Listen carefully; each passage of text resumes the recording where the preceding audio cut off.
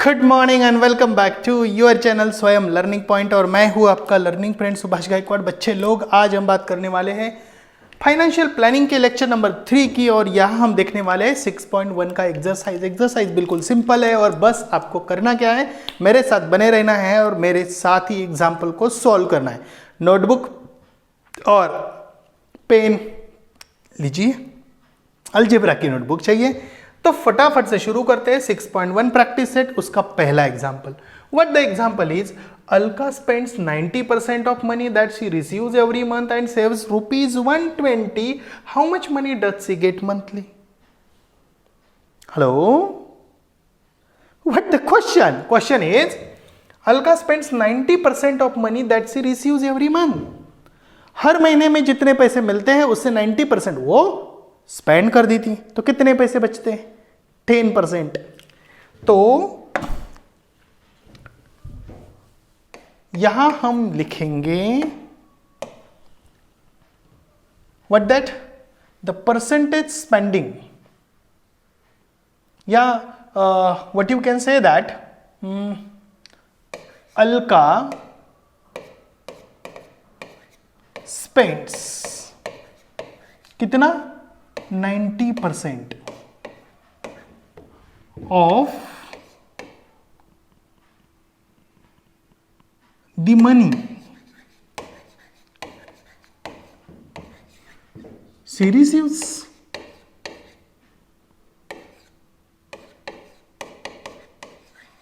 Is it? तो just to understand, Alka spends 90% of the money she receives. तो इसका मतलब क्या हो गया? 10% बचा है। तो therefore she has 100 minus 90, that is 10% to save.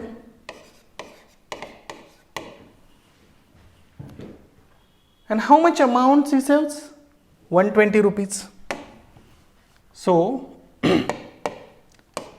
the total amount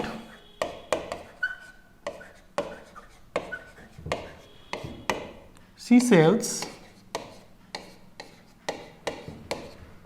is rupees 120.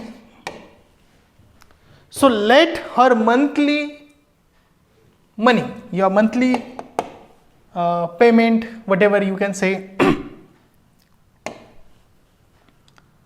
So let she receives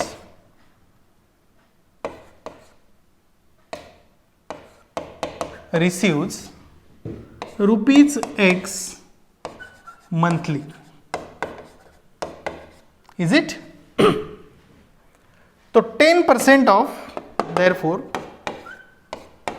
10% of X is equal to 120 rupees. इसका मतलब है 10/100 X is equal to 120 rupees. तो X is equal to 120 into 100 divided by 10. If you do the calculation 0 0, तो what the answer?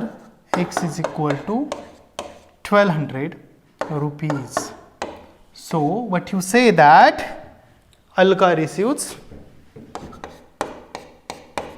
Alka, RECEIVES, receives how much money? 1200. Okay, rupees 1200 every month. Every month. Simple है, आसान है और easily समझ में आ जाएगा। ठीक है, गुड। फटाफट से सॉल्व करो। नेक्स्ट क्वेश्चन है, Sumit borrowed a capital of rupees 50,000 to start a business. Which business he want to start? Food product business. और in the first year he suffered a loss of 20%. Okay, पहले ही साल में loss हो गया। तो अभी amount invested और capital at the start for the starting of food product business So the amount of capital, you can say that the capital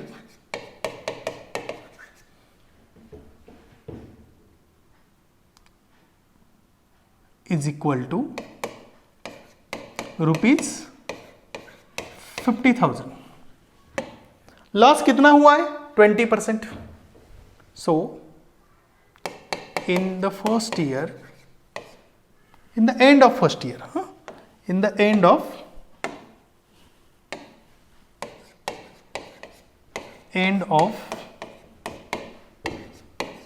first year, the loss incurred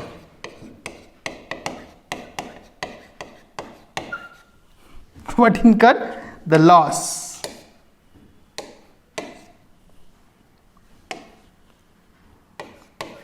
is what? 20% of 50,000. 20% of what? 50,000. तो क्या होगा? 20/100 into 50,000. फटाफट से calculation करो बेटा. 0 0 तो 5 2 जा 10, ये 0 और ये 2 0, तो 10,000 rupees. So the amount invested, तो so remaining amount, what you write here, the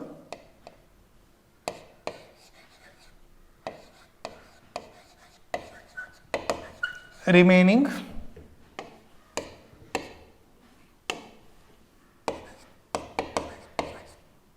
amount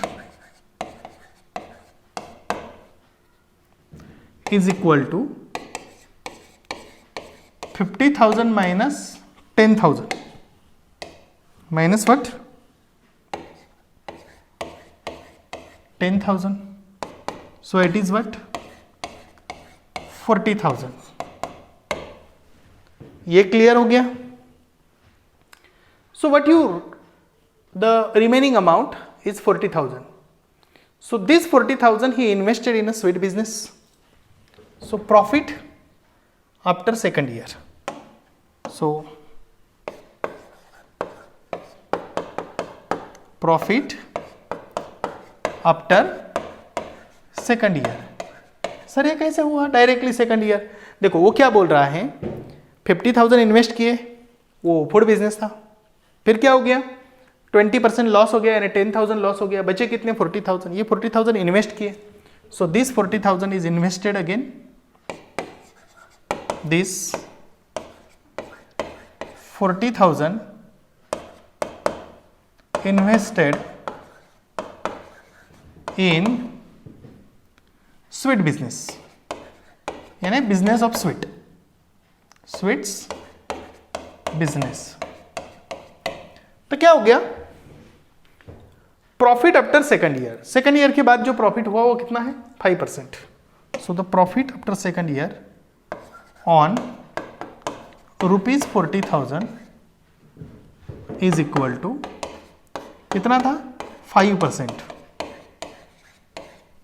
तो वो आएगा 0 0 0 0, तो 4 2 जा 4 5 जा 20 और ये 2 0, यानी 2,000 रुपीज. समझ आ गया है? 2,000 rupees is a profit after second year. So total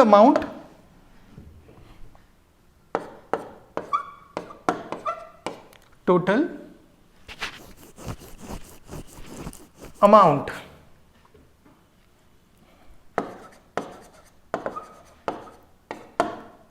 he has is equal to ये 40,000 प्लस 2,000 इज इक्वल टू 42,000. ये क्लियर हो गया? अभी हम बात कर रहे हैं कि how much was his profit or loss computed on his original capital. Original capital के ऊपर कितना प्रॉफिट हुआ और कितना लॉस हुआ. तो ऑफकोर्स लॉस हुआ है, तो 42,000 is less than the 50,000 total original cost ना.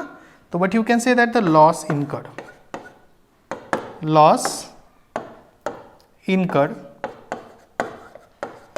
is equal to original amount 50,000 minus 42,000 is equal to 8,000. तो 8,000 रुपीज क्या हुआ? लॉस हुआ. बात सिंपल है. अभी क्या करते हैं, इसको थोड़ा सा छोटा करते हैं ताकि कैलकुलेशन करने में आसान जाए. ठीक है, यहां तक क्लियर हो गया. अभी परसेंटेज प्रॉफिट हमें निकालना है. तो प्रॉफिट हुआ या लॉस हुआ रे? Percentage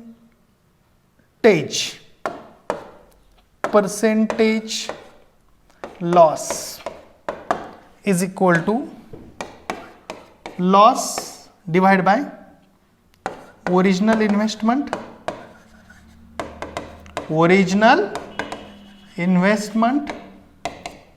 into 100. समझ आ गया है? Original investment into 100. लॉस कितना है? 8,000 रुपीज. ओरिजिनल इन्वेस्टमेंट कितना है? 50,000 इंटू 100. जब आप कैलकुलेशन करोगे तो ये जीरो जाएगा, ये जीरो जाएगा, ये जीरो जाएगा, ये जीरो जाएगा, तो 16 फाइजा तो कितना परसेंट लॉस होगा? 16% लॉस होगा. How much loss will be there? Percentage loss is 16%.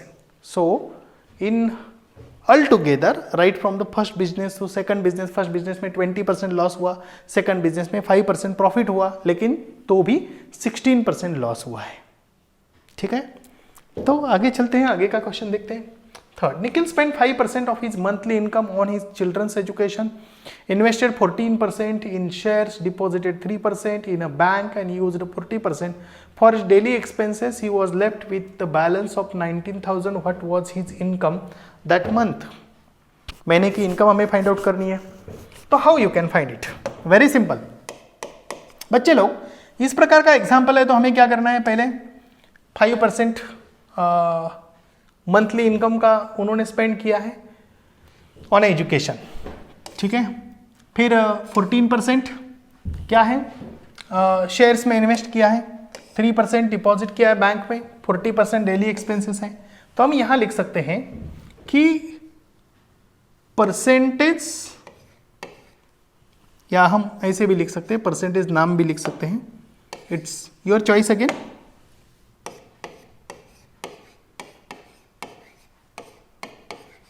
Percentage expenditure और इन्वेस्टमेंट, एक्सपेंसेस एंड इन्वेस्टमेंट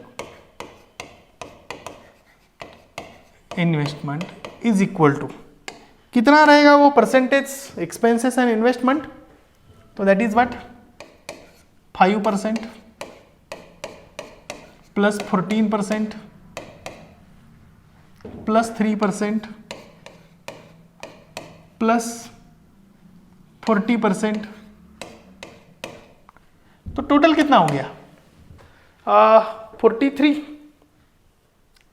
फिर 14, मतलब टोटल हो गया 8% और ये 14%, या 48 और 14 ऐसा कर सकते हैं. 48 एंड 14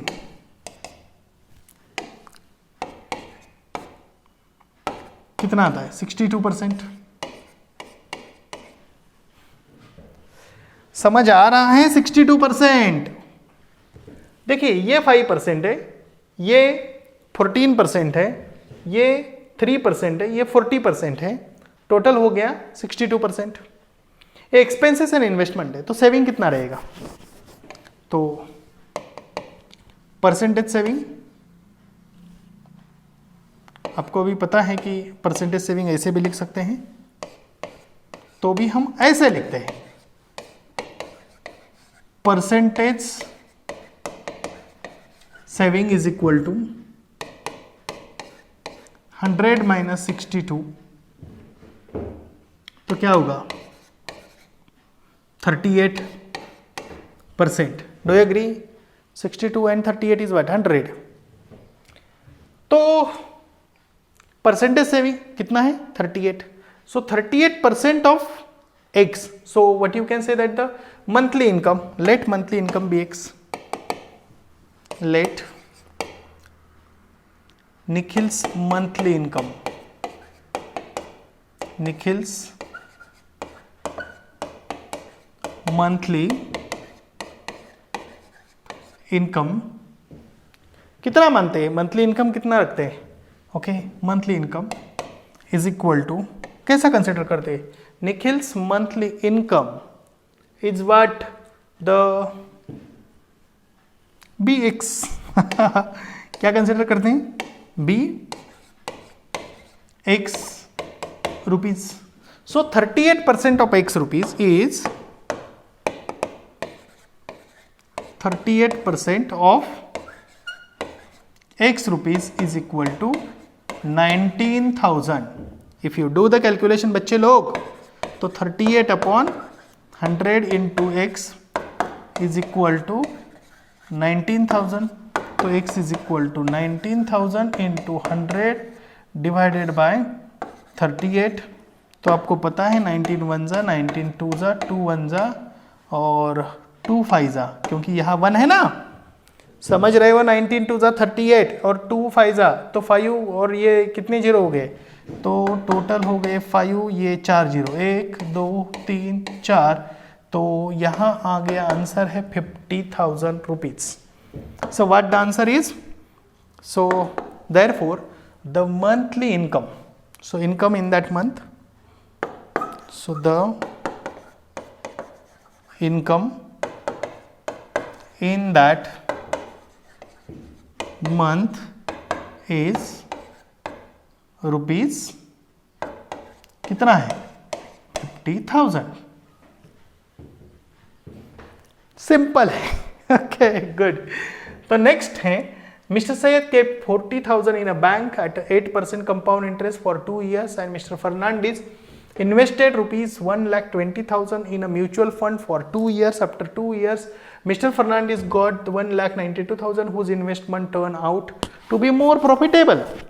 मतलब बैंक में 40,000 भरे थे, 8% कंपाउंड इंटरेस्ट है, तो यहाँ फटाफट से लिख देते हैं, ज़्यादा टाइम बर्बाद करने की जरूरत नहीं, फटाफट आपको समझ में आ जाएगा. तो यहाँ क्या बताया गया है, 40,000, तो यानी प्रिंसिपल हम यहाँ लिखेंगे रुपीज 40,000, ठीक है. रेट ऑफ इंटरेस्ट यानी आर लिखेंगे यहाँ, वो है 8%. और थोड़ा आगे जाएंगे तो यहाँ यन लिखेंगे, यन यानी नंबर ऑफ ईयर्स कितने हैं, 2 ईयर्स. अभी हमें क्या करना है, इंटरेस्ट फाइंड आउट करना है. तो कंपाउंड इंटरेस्ट, क्योंकि कंपाउंड इंटरेस्ट बोला गया है, तो compound interest is equal to amount,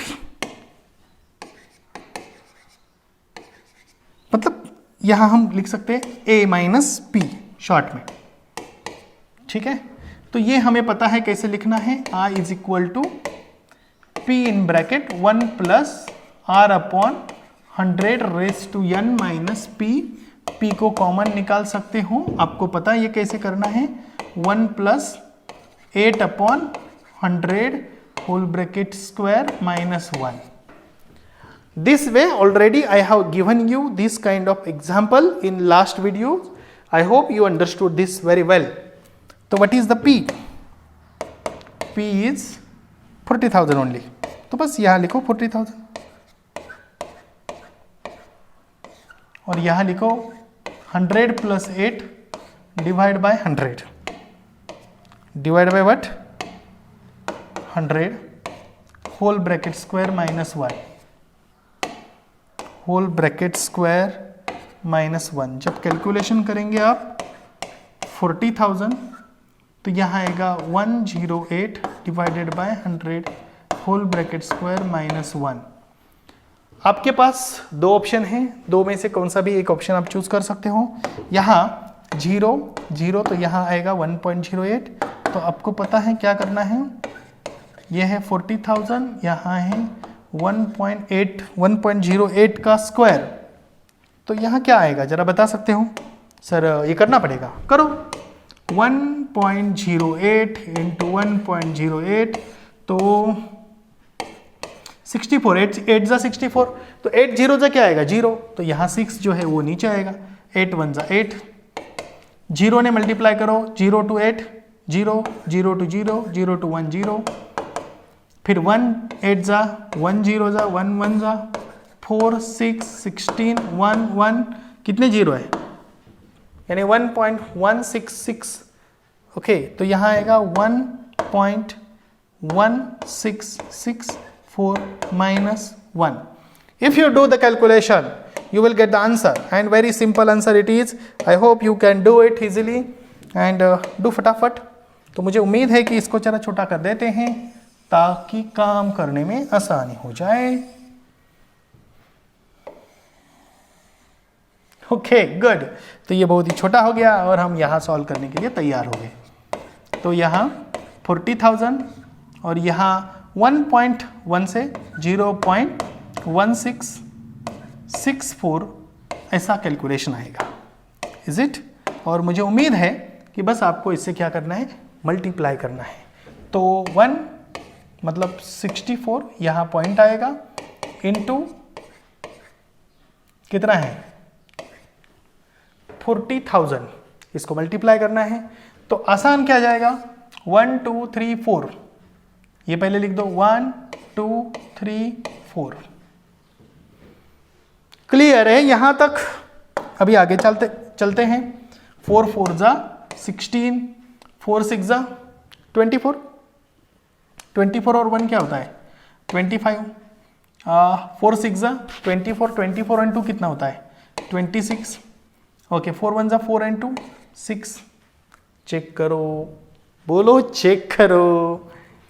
4 4 जा 16, 4 6 जा 24 and 1 25, 4 6 जा 24 and 2 26, 4 1 जा 4 and 2 6, तो यहाँ कितने जीरो है 4, 1 2 3 4, 1 2 3 4, यहाँ आ गया।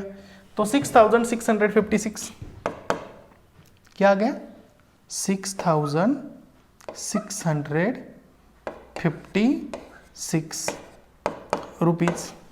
सर यहाँ हमें ये क्या मिला, कंपाउंड इंटरेस्ट मिला। अभी हमें क्या करना है, परसेंटेज प्रॉफिट निकालना है। तो percentage profit is equal to interest यानी प्रॉफिट, क्योंकि ये प्रॉफिट ही है ना, डिवाइडेड बाय ये प्रॉफिट ही है। This is also called as a profit. क्यों? क्योंकि इंटरेस्ट है तो वो प्रॉफिट ही कंसिडर किया जाएगा उस पर्टिकुलर ट्रांजेक्शन को कंसिडर करते हुए। डिवाइडेड बाय इन्वेस्टमेंट कितनी है 40,000, यहां इन्वेस्टमेंट लिखनी पड़ेगी। इन्वेस्टमेंट, अभी मुझे बताओ कि ये प्रॉफिट कितना है 6,656 डिवाइडेड बाय 40,000 इंटू 100। बच्चे लोग एक बात बताओ, सिंपल कैलकुलेशन में आपको समझा रहा हूं। देखिए ये क्या किया था हमने, इसको इससे मल्टीप्लाई किया, यह आंसर आ गया। अभी इसको डिनोमिनेटर को लेके जाएंगे, ये 40,000 को इसके डिनोमिनेटर को लेके जाएंगे। मैं आपको थोड़ा समझा देता हूं, मतलब इजी कैलकुलेशन, इस प्रकार के कैलकुलेशन कैसे करने। 40,000 इंटू 0.1664 इज इक्वल टू 66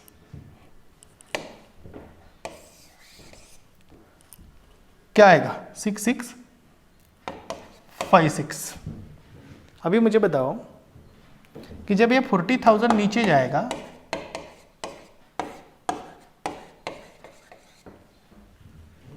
बोलो आंसर क्या होगा। सर ये तो इधर ये नीचे जाएगा तो इधर सिर्फ ये ही रहेगा, और यदि इस साइड को 100 से मल्टीप्लाई करेंगे और इसको 100 से मल्टीप्लाई करेंगे तो ये क्या आएगा 16.64। तो यहाँ डायरेक्टली हम कर सकते हैं 16.64%। मैंने आपको ट्रिक बताई, आप इसको सॉल्व करके देख सकते हो। कैलकुलेशन करो, सर कैलकुलेशन करके देखो ना जरा। ये मैं बाजू रख देता हूँ ताकि आपको थोड़ा सा समझने के लिए आसान हो जाए। कहाँ रखूँ, यहाँ रखता हूँ, ठीक है। और ये मैं रब कर देता हूँ। कैलकुलेशन के लिए यदि आप चाहते हैं तो कर सकते हैं कैलकुलेशन। 6 6 5 6 4 4 1 जा 4, बचा हुआ 2 6 6 4 जा 24, बचा हुआ 2 6 4 जा 24, मतलब 4 6 जा 24, बचा हुआ 1 6 4 4 जा 16। What the answer is? और सर वो डिनोमिनेटर का वो जो 4 जीरो है उसमें से कितने जीरो कैंसिल हो जाएंगे? ये जीरो, ये जीरो, ये जीरो, ये जीरो, बचे कितने? 2 जीरो। 2 जीरो बचेंगे तो पॉइंट कहाँ आएगा? 16.64, मतलब 64 बोलते हैं, ठीक है। डिजिट को हम इंडिपेंडेंटली रीड करते हैं। बात समझ में आ रही है बच्चे लोग? हर एक एग्जाम्पल आसान होता है जब हम इसको सॉल्व करते हैं। ये हो गया फर्स्ट, ये मिस्टर सैयद ना, सैयद। तभी इन्होंने जो 40,000 रुपीज बैंक में रखे थे उसका क्या हो गया? उनको 16.64% मिला। तो चलो इसको भी थोड़ा सा ऐसा कर देते हैं ताकि ओफो, चलो कोई प्रॉब्लम नहीं, कि पूरा हो गया। ठीक है। अभी सर हमें क्या करना है? हमें यहाँ फर्नांडिस की बात करनी है। सैयद ने क्या किया वो देखा आपने। Mister Fernandez invested 1,20,000 in mutual fund after 2 years. He got 1,92,000. So profit directly for Mr. Fernandez. Profit got, और प्रॉफिट, हम प्रॉफिट लिख सकते हैं लेकिन हम ये लिखना जरूरी है ना बेटा कि what you can say that the Fernandez, क्योंकि किसके बारे में हम लिख रहे हैं ना? फर्नांडिस। हो मिस्टर फर्नांडिस, ठीक है। Mister Fernandez, Mr. Fernandez received profit is equal to 1,92,000 minus 1,20,000। क्या मैं सही लिख रहा हूं? कितना प्रॉफिट हो गया रे? 1,72,000। तो परसेंटेज प्रॉफिट निकालो, सिंपल है। तो percentage profit is equal to 72,000 divided by investment. Investment कितनी है? 1,20,000 into 100। When you do the calculation you can easily find out the answer. 0 0 0 0 0 0 0 और एक 0 और 12 1 12 6, तो आंसर आ गया 60%। ऑफकोर्स आप यह बता सकते हो कि 60% is greater than 16.64% and therefore which investment by Fernandez is more profitable? यहां हम लिख सकते हैं investment by Mr. Fernandez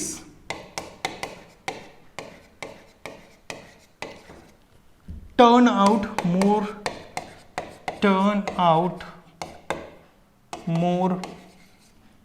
profitable, या turn out more profit। ठीक है, यहां तक सिंपल है, आई hope you understood, it's very very easy example. बस आपको करना क्या है, थोड़ा सा ध्यान देना जरूरी है। इसको जरा अच्छे तरीके से कॉपी करो, फटाफट फटाफट फटाफट, that's great. Okay, next, Samira spent 90% of her income and donated 3% for socially useful causes. If she left with rupees 1750 at the end of month, what was her actual income? Simple है यार, बहुत ही simple है। देखिए, Samira spent 90% of her income and donated 3%. So total expenses, total percentage expenses of Samira is equal to 90 plus 3, that is 93%. So the percentage amount left, the percentage amount left is 100 minus 93 is 7%. Very simple. So let her annual income be X. Let her actual income, not annual, let her actual income be X rupees. तो आपको पता है 7% of actual income, 7% of actual income is 1750 rupees. तो बेचारी का income क्या होगा, 7/100x is equal to 1750। When you do the calculation, 1750 into 100 divided by 7। Sir ये कैसे आ गया? आप भली बात ही जानते हो बच्चे लोग, जानता है ना तू? हाँ, गुड। क्या है? 1750 into 100 divided by 7। Do the calculation. 7 2 मतलब सर 1750 को ऐसा करते हैं ना, ये थोड़ा फटाफट समझ में आ जाता है बच्चे लोगों को, इसके लिए मैं इस प्रकार लिखता हूँ। 17 2 14, ये बचा 3। सर आगे क्या है? ये 5 है, ये 0 है। 7 5 35, 0 0। ओके, और ये आगे का 0 तो यहाँ 0 आ जाएगा। तो 7 1 7, 7 2 14, बचा कितना? 3। 7 5 35, ये बचा 250। तो x इज इक्वल टू 2 5, ये 0 1 और ये 2 0, कितना हो गया? तो रुपीज 25,000। तो समीरा का जो इनकम है, actual income, so समीरा's actual income, so the actual income of Samira, actual income of Samira is rupees 25,000। आसान है और आप इजीली इसको सॉल्व कर सकते हैं। So I hope you understood and this is the last example of this practice set 6.1। Next video में मैं नेक्स्ट टॉपिक पढ़ाऊंगा और बहुत सारे ऐसे चार्ट्स होंगे जिसके जरिए आपको मैं समझाऊंगा ये टैक्स क्या होता है, कैसे गवर्नमेंट एक टैक्सेबल पर्सन के ऊपर टैक्स लगाती है, इसके बारे में हम बात करेंगे। लेकिन इस वीडियो को घुमा फिरा के देख के प्रैक्टिस करना अनिवार्य है और आपको वीडियो अच्छा लगता है तो आपके दोस्तों में शेयर करना जरूरी है। यदि आप चाहते हैं कि 10th स्टैंडर्ड का जो स्टडी अगले साल वो भी हमारे से करे और कुछ आपको चाहिए तो please let me right in a comment box, मतलब मुझे कमेंट बॉक्स में लिख के बताइए ताकि मैं आपके लिए और अच्छा खासा पढ़ाने की कोशिश करूँगा। ऐसा तो आपको समझ में आ रहा है? तो bye bye, enjoy learning with me.